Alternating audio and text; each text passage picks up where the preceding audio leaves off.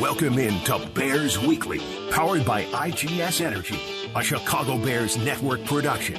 Bears Weekly is brought to you by Advocate Healthcare, Athletico Physical Therapy, CD Gallagher, Connie's Pizza, IGS Energy, and Miller Lite. Here are your hosts, Jeff Joniak, a.k.a. the Mayor of Bearsville, and his sidekick, Tom the Surfmaster Thayer. Well, a new chapter in Bears football now includes one of the premier coaches in the National Football League, the 38-year-old Ben Johnson, leaving Detroit for Chicago, and his introduction yesterday at Hallis Hall created what best can be described as a significant buzz throughout Bears Nation, fans, players, everyone in the building at Hallis Hall, and excitement reigns supreme. I'm Jeff Joniak, Tom Thayer alongside the former Chicago Bear and Super Bowl winning Bears guard and former Bears quarterback Jim Miller from SiriusXM, moving the chains with us as well. In the ESPN studio, spinning the dials tonight is Kendra Smith. Thanks to Dan Brilli and Jordan Trudup for the Bears. And the executive producer of the Bears Radio Network is Eric Ostrowski. Good evening, one and all. Good evening, Tom Thayer. Are you bathing in the sunshine of a Ben Johnson hire right now? Because everybody is. There's a couple things. You know, Ben Johnson has been the most talked about head coaching candidate over the last 2 years. And so to see the Bears set their sights on Ben Johnson, get him in on the Zoom interview, bring him into the building and get him signed to a contract, it's exciting. It's excitement in the building. You could hear it with the questions asked and answered. But I'm a man of the people. And so when I'm out at the grocery store today, I had to allow my extra time in the building because I was stopped in every one of the areas of the bakery, of the butcher, and in the vegetable department, talking to all the guys about the new hiring. And I'm sincere about that. These guys were as excited about the hiring of Ben Johnson on the outskirts of Hallis Hall as there was that you saw in Hallis Hall. Yeah, I'm particularly interested in the butcher because he's been on fire all season long. What's his name, by the way? Do you know? I don't. We got to get him on the podcast. I know.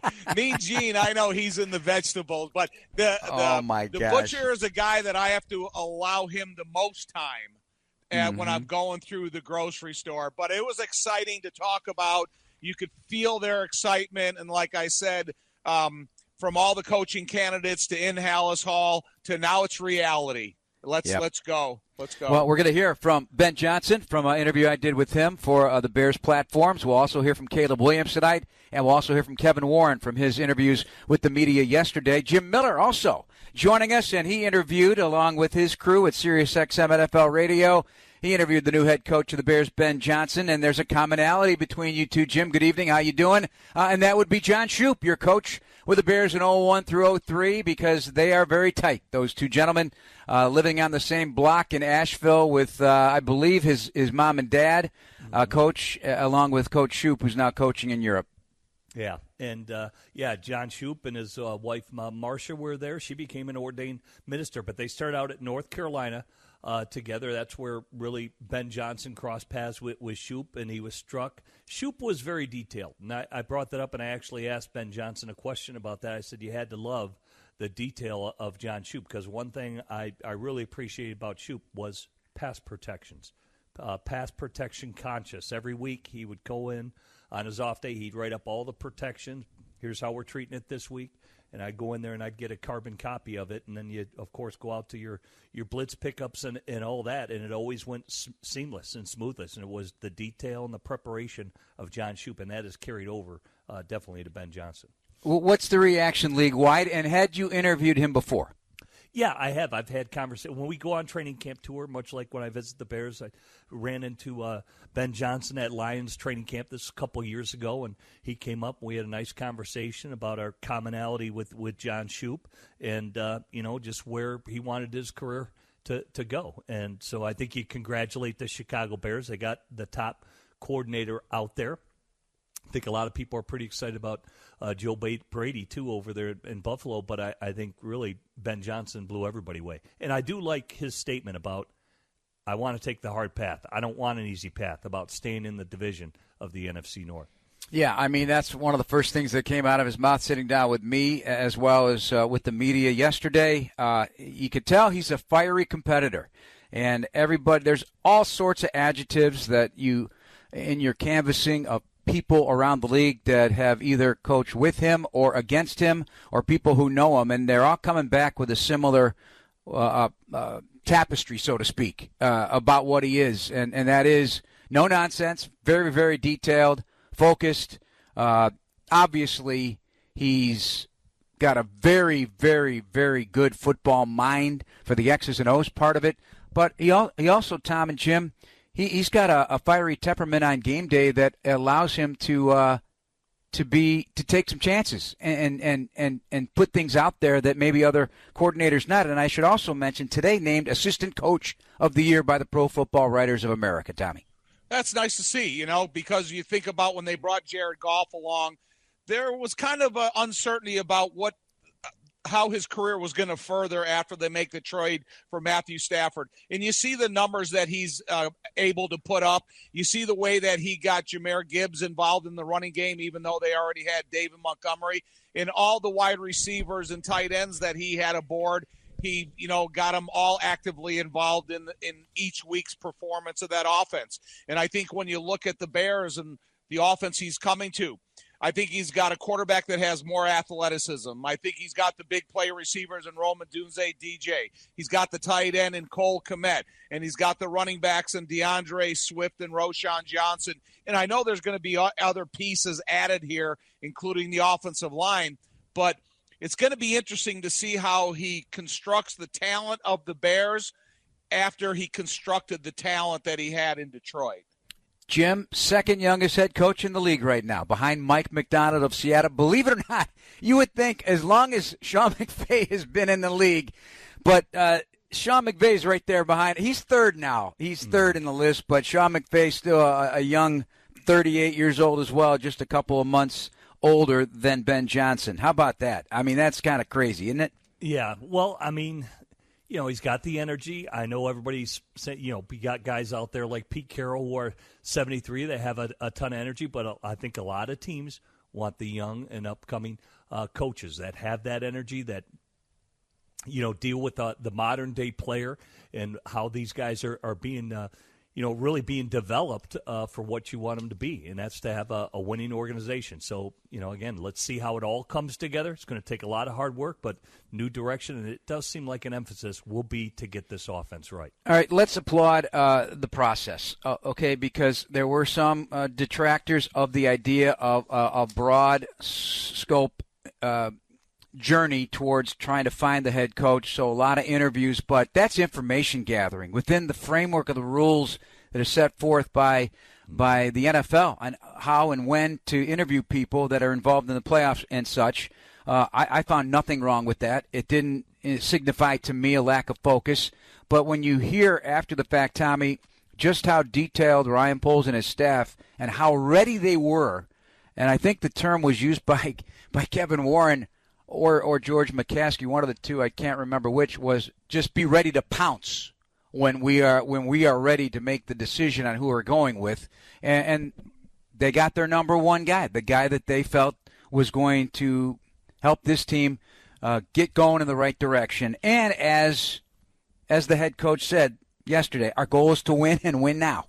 So he's not shy about saying that. I don't want him to be shy about that. When you think of the interviews from Pete Carroll to Eddie George and everybody in between, and then they are able to get, like I said, the most coveted head coaching candidate over the last two seasons in Ben Johnson. I think Ben Johnson had to be impressed by Ryan Poles as much as Ryan Poles had to be impressed by Ben Johnson. And you like to have that mutual relationship develop from the infancy stages because there is an admiration of the preparedness of each of these guys. And, Ryan probably learned something about his questioning process through some of the other candidates that he went through, or answers that maybe alerted him to something that he should ask. And with Kevin Warren and George McCaskey and Ryan Poles up there and the whole supporting interviewing staff, they got their guy. I mean, I think he proved the point yesterday when he was at the podium in his interview with you that he didn't speak in cliches. He gave answers that you wanted to hear. Well, it's from the heart. There's no script involved. Right. He's speaking, and I love that. I think the best communicators in the world, whether it be at a church or a public event or public speakers, you know that knowledge is power, and you speak from the heart. Jim, the other thing is, as George McCaskey indicated more than once, I ran into him at the Hallis Hall prior to the news conference earlier this week. He said he asked for the job. I want the job, and he reminded him, if I didn't tell you, I want the job, I'm telling you again. And oftentimes, I don't think people, when they interview, it could be any walk, they don't finish by asking for the job. You got to finish. He asked for the job right out of the gate. So I think that's a really important part of this. I agree with that, Jeff, because everybody just thinks, here's your contract. We'd like you to be the next head coach. No, I want this job. Know that, it's equal. This is mutual, that this is something that I want to challenge. And I do think there's something to it. And I go back for previous players. There's something to be said about building something when you turn it around. I know we've talked about other players that have come to Chicago, and that's why they committed. They're like, hey, this is a storied franchise. I want to be a part of building something. And I think that's part of Ben Johnson, too, with the rich history and tradition. And I think, and Tom can speak to this, Jim, you can speak to this, Tom more so because he won that Lombardi Trophy with that 85 Bears team. You win here, it's not like any place else when you win. We'll dive into that when we come back. This is Bears Weekly on ESPN 1000 and the Bears Radio Network. Welcome back to Bears Weekly on the Bears Radio Network. Here's your host, the voice of the Bears, Jeff Joniak. This segment of Bears Weekly brought to you by IGS Energy. Jeff Joniak, Tom Thayer, and Jim Miller, former Bears quarterback from SiriusXM NFL Radio. As we dig into the hiring of Ben Johnson, the search now for a staff is underway up at Hallis Hall. They'll be very active in that for the rest of this week and possibly beyond as they head towards what will be the scouting circuit and the Senior Bowl coming up here about a week from now. So a lot to do and a lot going on in the National Football League. Jim Miller interviewed, as I mentioned in our first segment, if you're just joining us, interviewed Ben Johnson today. What did you guys get into? I only heard a portion of the interview, but anything stick out from the interview with Ben that Bears fans want to hear? Yeah, just really, his start in offense, what he believes in. Certainly, I know he talked about the running game. And as Tom has mentioned, you look at that offensive line up there in Detroit, pretty darn good. So I think they're going to, trying to overhaul that. That's the best way to help out a young quarterback. And I just think, Trees, he's been with Dan Campbell and that staff, which is a very good staff with the Detroit Lions. And typically, you're going to run into coaches maybe from that tree. So like for Dan Campbell, I know people have talked about Dennis Allen and Aubrey Pleasant. There's all these names that are out there, and maybe I'll settle on one that's comfortable because typically a lot of those coaches that probably Dan Campbell has been with before have been in that building quite a bit where he's had some conversations with them. Tom, one of the great things is that he is starting from scratch on the offense. This is going to be an offense tailored around Caleb Williams. Yeah. When we looked at the analytics of Detroit offense this past year, we talked about the effectiveness of the play-action passing game with a guy like Jared Goff. But I think when you incorporate the athleticism of a guy like Caleb Williams, is it more RPO play action or is it more legitimate play action from behind center? And I'm interested to see how he sees the difference in the talent of, the experience and the history in the league with Jared Goff in the infancy stages of a quarterback like Caleb Williams. And because I don't necessarily think that Ben Johnson is just going to bring in and plug in his Detroit offense with the players he has here. He's going to get to the drawing board. He's going to work with his offensive coordinator, his receivers coach, his offensive line coach, and start saying, okay, what can we incorporate that we've had success with in the past? What did Caleb Williams do so well this year and the reason that he was successful? And then how do we turn that fourth quarter into the first quarter? And I just think those are a couple of the growing portions of this offense that we need to see the Bears become a faster starting first quarter team rather than asking for Superman heroics out of Caleb in the fourth quarter. Well, yesterday I had a chance to visit with Ben Johnson before his news conference with the media, the introductory news conference as the 18th head coach, 19th overall with the interim tag for Ben for what we had last season. That was 19. But Ben Johnson with the sit-down, a portion of that interview from our Bears Etc. podcast would drop today wherever you get your podcast. Every step of my journey, whether it was quality control, position coach, offensive coordinator, I morphed into a world that would make me the best at that particular job. And every step along the way, tight ends coach, OC the last few years, it's whatever that job required. And so this new job is a completely different skill set and responsibility. And so I will find exactly what it takes to excel in this new role. How excited are you to work with Ryan Poles, his staff, Kevin Warren, the McCaskies, everybody in the building? Listen, they blew me away on the interview. I spent time just alone with Ryan on that interview and then in a group setting with all of them, and it's clear their commitment to build a sustained winner here in Chicago. I think Ryan's done a phenomenal job already accumulating talent here in this building, and I can't be more excited about George and Kevin and the support that they're willing to give us and the resources they're willing to give us to get this thing going. The familiarity, you touched on it within the division, is that a positive? Because you faced everybody before for the last many years. There's no doubt. And once again, I have tremendous amounts of respect for all the coaches and players already in this division. But really, as a competitor, I didn't want to leave. As a young kid growing up, Asheville, North Carolina? That's right. Could you have imagined this day? No, absolutely not. Absolutely not. Like I said, I grew up watching WGN, Chicago Cubs with my little brother, and to see that one day I would land in that city as the head coach of the Chicago Bears, it just gives me goosebumps. What's your message to the fans? Message to the fans is we are completely committed to building a sustained winner here. We are going to have high standards, but we're also going to have high level of support for these players.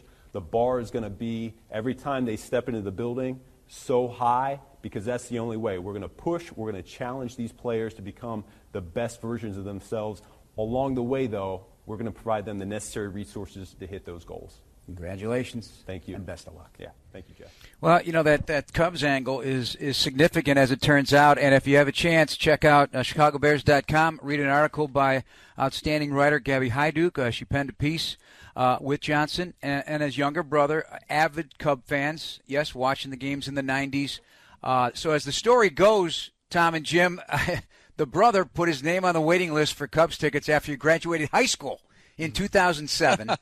And several years later, bam, he's got 4 season tickets. So he and the family, yearly trip to Chicago for a Cubs series throughout the past decade or so. There's photos that you'll see of Coach Johnson and his wife Jessica with Cubs shirts on. I keep saying, guys, it was meant to be. So Chicago stirred his soul. And if you're sitting, and I think oftentimes they were sitting in the bleachers. So you get a true sense of what the Chicago sports fan, what I truly believe is and not just saying it, it's the greatest sports city in America.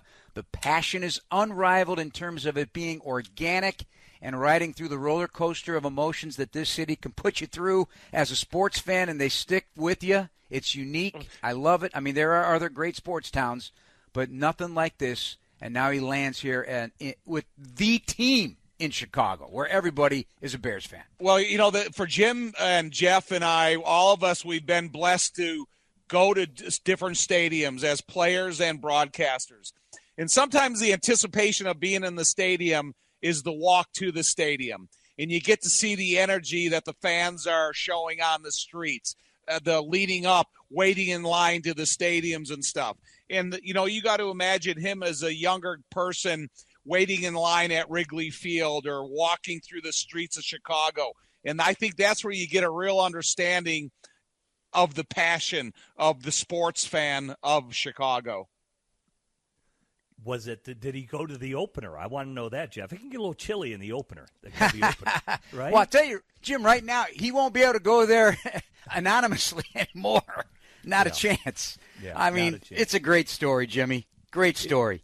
It is. And, I think when you're not from Chicago, like me, coming from Detroit, and when the Bears sign me, there is. I think when you arrive there and you participate in iconic things like going to Cubby Stadium and all that, and you see all the fanfare, and I've said it all the time about the Chicago Bears. Even I remember when I signed and all the Bulls championships, but yet when I turned on the radio, it was all Bears talk. And I go to the local mall and there's a Bears hat somebody's wearing and a Bears jacket and Bears shoes and you name it. And it's just in your face every single day of what a great sports town it is. But it is Bears, but you've got all these other great sports as well. And it's very welcoming, it's very inviting, it's very intoxicating, and probably why the Johnson family wanted to go down there, because you enjoy it. I mean, it's something fun to do, and it's a city that will attract you. Yeah, and I will say this also: it's a city that wants to embrace its stars and its coaches, and you can feel it when things are going well. You feel it when things are not going well. It's a two-way street. You know what you're getting when you come to Chicago.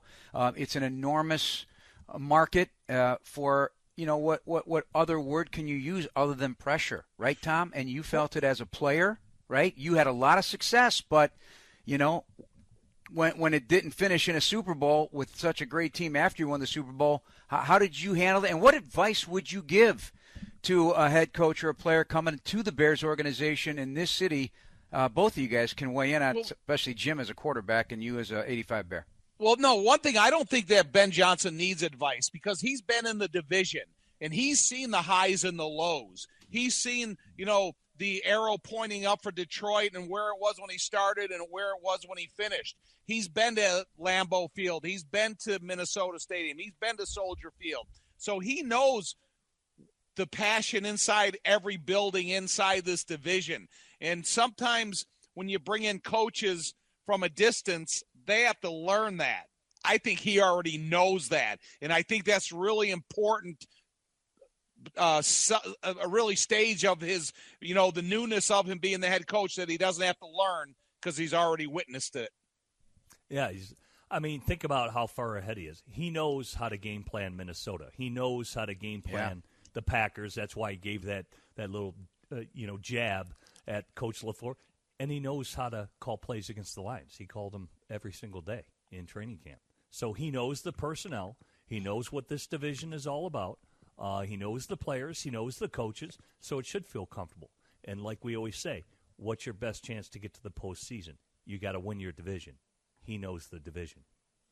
You know what's interesting about that? There were some writers nationally and maybe even locally about Ben Johnson.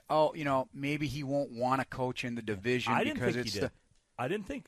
Why? Think of the point totals. Look at the point totals. Wait, but as a competitor, that sticks out to me. Like, he is taking it head on. Well, yeah, I think that's great because he knows the division.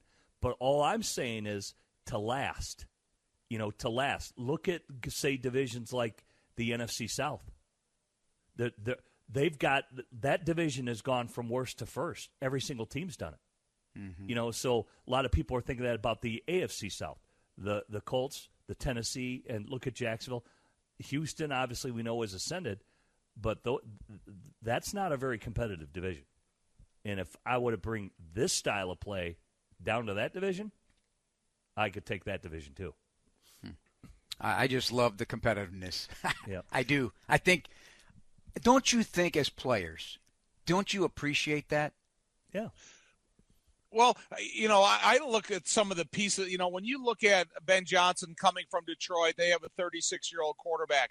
You still have Jordan Love in Green Bay, and you have uncertainty in Minnesota, and then you have a big sample size to look at what's offered to you in Caleb Williams. So I think rather than moving to a different division, if you're talking about points being scored, he was the leader of one of the leading scoring offenses in the league. So he has to believe that he can take what he offers a team and it can transcend to Chicago as well as it developed in Detroit. Yep, over each of the last 3 seasons, coordinating Detroit's offense, top 5 in total offense each season, number 2 in 24, had a 4,000-yard quarterback in each season. And, of course, that's been an elusive goal for the Bears in the passing department. And the last 2 seasons, no unit has averaged more points per game, 30.1, or net yards per game, 402.2. Different skills, understand. Different team, understood. But I'm certainly excited, as is every Bears fan out there. Fellas, we're going to take another break. When we come back, we'll hear from the quarterback. A portion of my interview with Caleb Williams. It's all coming up here on Bears Weekly on ESPN 1000 and the Bears Radio Network. This is Bears Weekly with the voice of the Bears for 24 years, Jeff Joniak. On the Bears Radio Network. Have a new or gently used coat laying around? Well, head to your local Jewel Osco until February 10th and donate one of your new or gently used coats to the 36th annual Chicago Bears Coat Drive and help keep Chicagoans warm this winter. Jeff and Tom and Jim Miller from SiriusXM NFL Radio here on Bears Weekly. Opportunity to visit with Caleb Williams, one of the 4 teammates that arrived at Hallis Hall to be there for Ben Johnson, Cole Kmet, Rome Odunze, DJ Moore as well. Caleb looked good, refreshed, energized, and did his homework a bit, diving into some friendships at the Detroit Lions to learn more about Ben Johnson. I have friends over there at Detroit, Amon Ra and, a couple other guys, and we obviously get to see what he does and what he, how he calls things and how he has the offense running and moving and things like that. And playing in this sport, you do understand that teams don't function that way. Offenses don't function that way without a guy, like Ben. And so, and what I mean by that is, they weren't being penalized. They weren't, they weren't doing stupid things that ended up hurting them. And so being able to have the control over the offense and being able to go out there and have those guys execute crazy things that people like Tom Brady haven't even seen, which, tossing it to the running back and the running back pitching it to Amon Ra, and then, he gets a bunch of yards and almost scores. And so obviously you have to cover all the basics. Obviously, it takes time. Obviously, we got to be accountable to each other and all these different things. And I think he'll bring that. And so that brings a bunch of excitement, and not just talking about on the football field, but being able to, turn this thing around. And he hasn't been a part of a team, at least the past 6 years, where they were, obviously, Detroit these past couple of years have been booming, and they've been doing their thing over there. And, to his first time actually being there, they actually weren't that Right. good. So being able to build it, being able to grow, him being able to see it and watch it and understand what it takes is also where the excitement comes from. You were not very subtle about your interest in playing for Ben while on that podcast that you have mentioned with the St. Browns. What makes him stand out to you? Yeah, obviously as a QB, being able to watch somebody like Jared Goff go out there and execute and play out of this world, that brings excitement to myself, because I want to be able to go out there and light the world on fire. I think he's going to help me with that, and I think the growth between him and I through these years that we're both going to be here for a while, brings a complete different kind of excitement than I had last year. How do you think you and Ben will mesh schematically, and what about personally? Yeah, personally, we've met, we've talked on the phone now. I think he kind of fits me. He's got a fire to him. He has. Like you said before we got on this, he's a competitor, and being able to have that same kind of juice and competitiveness is exciting, and I think we'll mesh well. I think he's going to bring the coach part to it and hold me accountable, because that's what's needed. That's what's needed, from us two. And he told me to do the same, is be accountable to him, and hold him accountable. And so I think we have two guys like that holding each other accountable at the helm of it. I think it brings all of that and everything more down to the rest of the team, and being able to help lead those guys, be accountable to myself, but also the rest of the team. Guys, Ryan Poles also, we'll hear from him as well, but alluded to the fact that the challenge. Caleb will be challenged to do the little things the right way. They got to get the foundation down, figure it out. They're going to spend a ton of time together, Tom and Jim.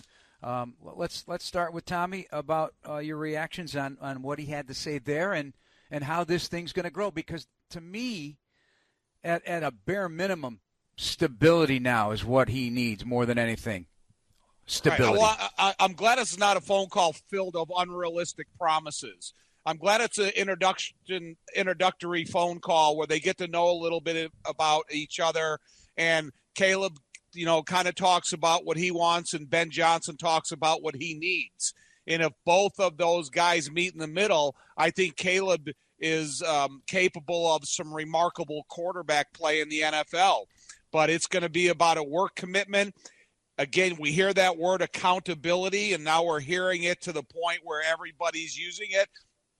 And if that comes to fruition, that everybody is accountable for their own position through the learning process to what Ben Johnson expects out of them, then like Ben Johnson said, we want to win now. And I think Caleb is capable of that. And I think Ben Johnson is the type of guy that he has the accountability from the players that he needs the most, that is all possible. And I just think for Caleb, obviously this is important. This relationship has to be right. Look what just happened this past year when you're firing an offensive coordinator after 9 weeks. So it's time to get to work. There's no doubt about it. There's no time to waste for the offseason, the OTAs, the meeting time, the install, the attention to detail. And as Tom would say, and Tom knows, it's assignment and alignment. Know those two, and then you execute your assignment. So alignment and assignment. You have to know everything for both. How about fundamentals and technique? It sounds like they're going to start from scratch. And they should. If he wants things to be read, whether it's short to deep or deep to short, there's nuances with every pass play where maybe, this is how we're going to read it, but here's a different variation, how we're going to attack this coverage. And so that attention to detail, and, you got to keep on going over these things because it's not just the quarterback. Everybody else has to learn it too, and everybody's got to be on the same page. So it's time to get to work. Listen, man, fundamental and technique is something that's going to be taught and brought to practice every single day. No matter how long you guys are around, you're in the same system.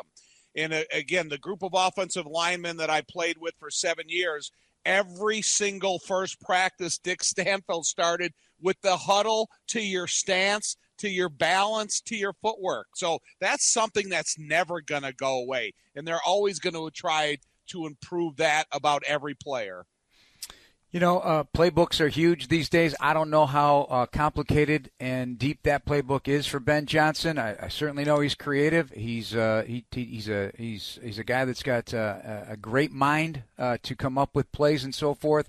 But in terms of style, if you had to guess, Jim, what will the Bears style look like based on what you've learned about Caleb, about Rome, about DJ, about Cole, about DeAndre Swift, and what you'll get up front?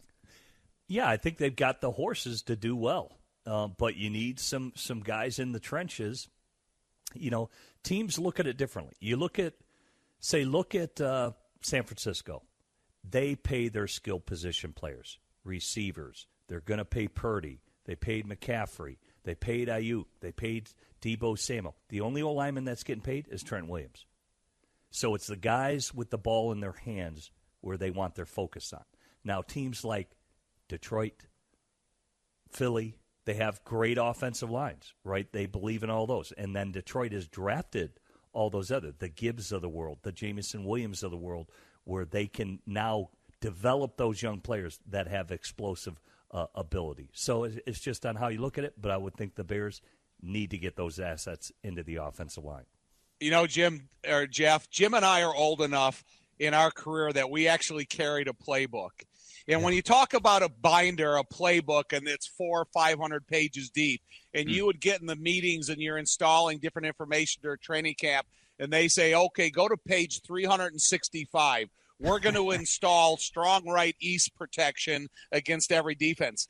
Nowadays, it's kind of deceiving because these guys show up with the tablet, and they're all the same size, and they're all the same thickness. And so there is no carrying around this 10-pound book of plays and defenses, formations, all the other different elements there are in installation. So It would be funny if these guys showed up to training camp and Ben Johnson did deliver them a binder, old school playbook, and said, I want you to carry this to every meeting, every day to practice, and then when we're done at the end of training camp, we'll collect them. But right now, this is what you bring.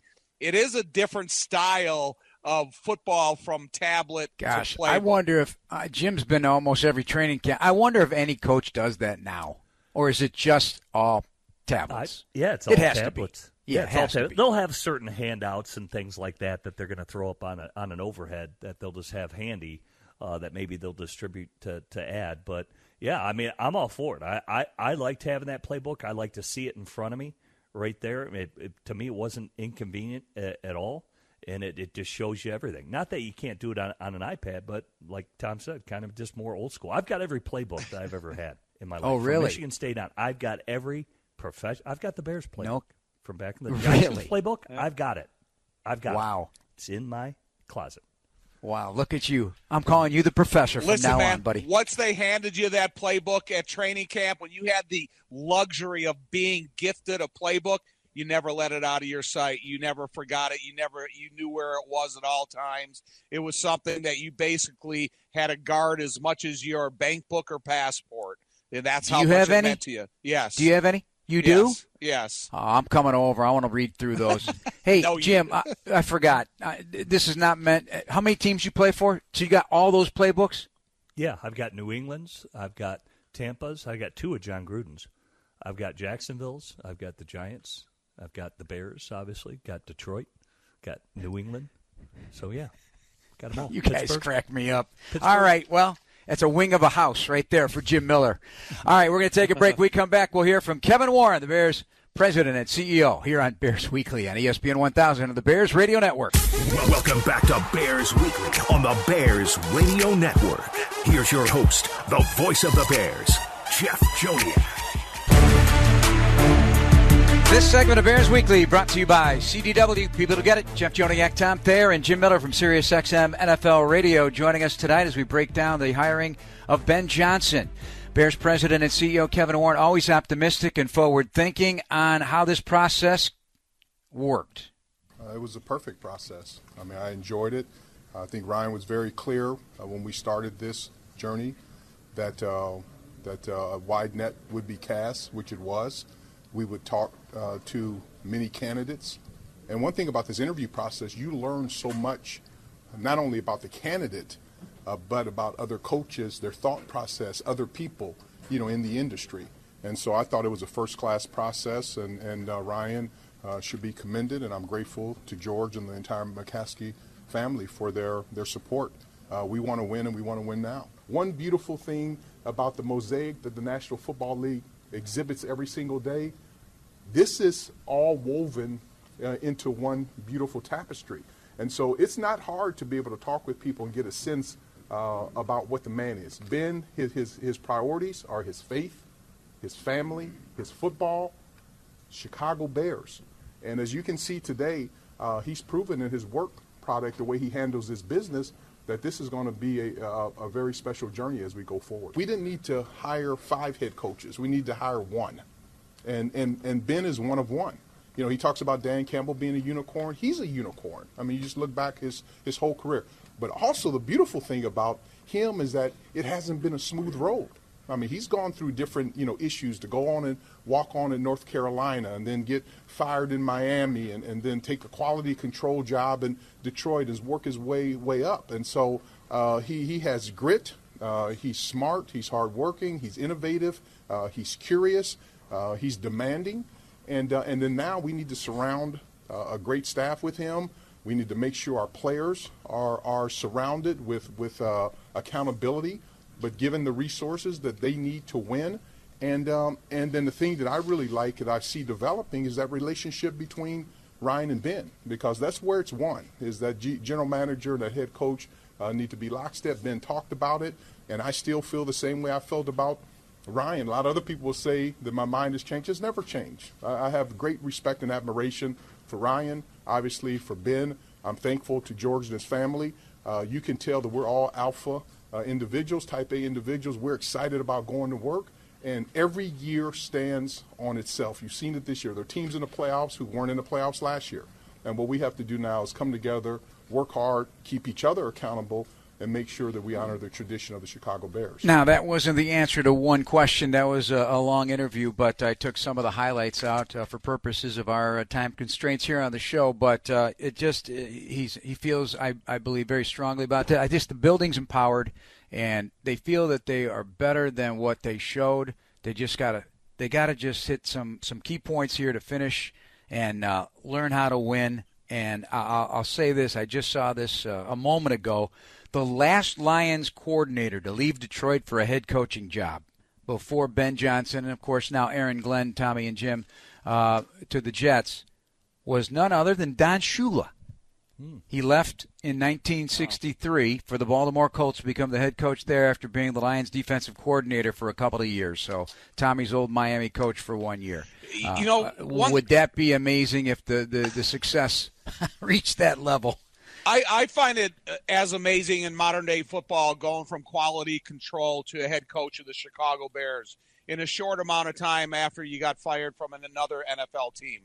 And one thing about Kevin, he's got a lot of examples of experience throughout his football career, both in the college level and in the NFL. He's been in the division more than once. So you had a lot of minds that were working together to come to the conclusion that this is the best possible decision they can make. They made the decision. Now it's about looking forward and winning. Yeah, I totally agree with that. It's about looking forward and winning. How quickly can you get installed? Like you said, how quickly did Eberflus get the hit system up and running? But like I said, the offense was still lagging. So that same type of priority, detail, like I said, assignment, alignment, that has to be done very seriously, and the players got to be very dedicated to what the coach is trying to install if they want a high-flying offense. The attention to detail, everybody's got to be all in. One of the funny stories, it's on Fox. And Cassie Carlson did a story on this because Kevin Warren brought it up at dinner last week in Lincoln Park. He was there with his wife, Greta, and somebody sent him a note, please hire Ben Johnson. And they found the people. So it's a great, fun story that is, just Chicago style, right to the core. So that was a pretty cool story. And check that out. Cassie did a nice job with that. And these two folks are getting a lot of attention because of it. And they already have T-shirts with the note. How about that? It doesn't take long to get a T-shirt, Tommy. So Rhiann Braun and Chris Stein, they bought a drink for Kevin and his wife and sent him that message. So good story indeed. Hey, like I said, come to the grocery store with me, and you'll meet the same type of people that are wishing for the success of the Bears, and they go there every day, and that's what they want as well. That's pure Chicago right there to the core. All right, when we come back, our final segment, we'll hear from Ryan Poles here on Bears Weekly on ESPN 1000 of the Bears Radio Network. Welcome back to Bears Weekly on the Bears Radio Network. Here's your host, the voice of the Bears, Jeff Joniak. This segment of Bears Weekly is brought to you by Athletico Physical Therapy. Visit athletico.com to request an in-clinic or virtual appointment and start feeling better tomorrow. Final segment, General Manager Ryan Poles, and this is from Bears Chairman George McCaskey, said, hey, go get him. Loved the process. Thought it was a great process and a great result. Here's Ryan on some of the high points of finding out about Ben Johnson, another Boston College coach, a grad assistant back in the day. It's kind of crazy. There's a lot of crossover with people that we're really close to. Actually, we found out that he actually worked in the small little cubicle that I did when I was at Boston College just a year after, which is crazy to think about. But yeah, a lot of our friends, a lot of people that we trust connect both of us. And then when we got on the call and spent time with each other, there's just a vibe to it that was awesome. So Ryan, you were casting a wide net, but was Ben always kind of a top candidate for you? Yeah, someone that I admired. Obviously, like I said, we did a lot of research.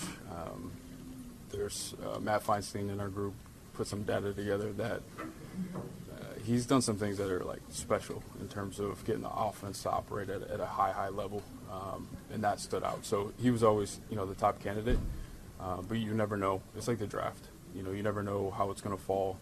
So you have to be prepared, and that's the reason why we do what we do. Ryan, on the Zoom call with Ben, what were the things that you heard from him that really sold you that your belief in him was justified? Yeah, just a clear vision in terms of how to put a winning football team together. Really hit on a lot of the accountability, discipline, how we're going to work to get to where we need to get to. Some of the things that I think and I know we fell short on this past year. I'm confident he's going to address those things pretty quickly. And then when you add, the draft capital, the space that we have, the cap, we can do some damage to get this team where it needs to be. All right, so yes, they are poised. They're poised to make some more noise. I said that last season, in the offseason, they're poised to make some more noise, Tom and Jim. Yeah, the one thing about it, I bet you there's a lot of questions that Ryan knew that he already knew the answer to before he ever asked it. And he just got he just reconfirmed that it's the right decision in his head throughout the process of the interview. Yeah, I think, it's got to be all-encompassing. I think they see the growth of a young coach, and I think you kind of alluded to it, Jeff, is where can it grow to? It's all got to start somewhere, and he's worked his way to this point and now has this opportunity. And look at how Dan Campbell has grown. Think about when Dan Campbell took over play calling before Ben Johnson, before he elected to put Ben Johnson as the OC. Dan Campbell said he had to figure it out. He said, I was going home at night thinking about, I screwed up this call, and you got to figure it out. And I think a lot of that's going to be happening to Ben Johnson, much like it happened to Dan Campbell, but he's got a good example of how Dan was able to maintain it all and learn along the way. Well, congratulations to Ryan, to George, to Kevin Warren, Jeff King from Football Operations, Ted Cruz, the Special Advisor to the President, CEO, and Chief Administrative Officer, Matt Feinstein, and also Liz Geist, all on that committee that helped get the next head coach of the Chicago Bears. That's going to wrap us up for tonight's show. Special thanks to our producers and all of you for listening tonight. For Tom Thayer, I'm Jeff Joniak and Jim Miller. Bears Weekly on the new radio home of the Chicago Bears here on ESPN Chicago. Our wrap for tonight. Bleck and Abdallah are coming up next. Good night, everybody.